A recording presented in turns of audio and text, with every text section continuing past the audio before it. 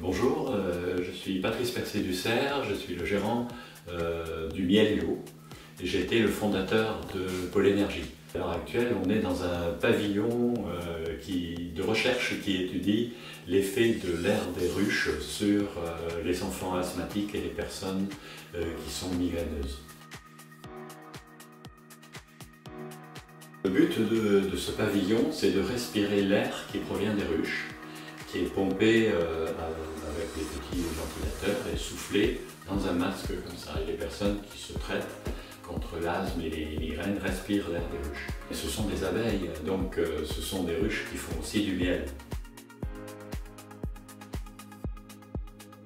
Les particularités de ce miel d'air des ruches est d'abord qu'il ne peut contenir aucun pesticide venant des ruches, puisque les ruches ne sont jamais traitées avec des pesticides de synthèse. Pour la bonne raison, c'est que les personnes qui respirent l'air des ruches ne doivent pas respirer des pesticides en même temps, ça c'est clair. Et ensuite, ce qui fait que le miel est particulièrement intéressant, c'est l'environnement.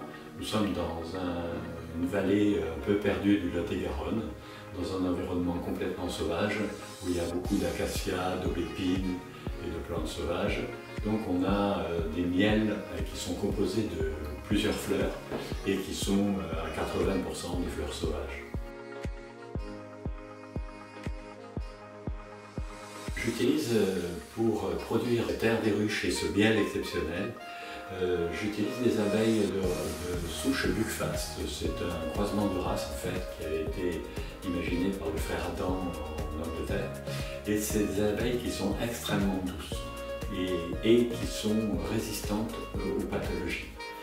Par exemple, le varroa, le parasite des larves d'abeilles, eh bien, elles résistent très bien à ce varroa.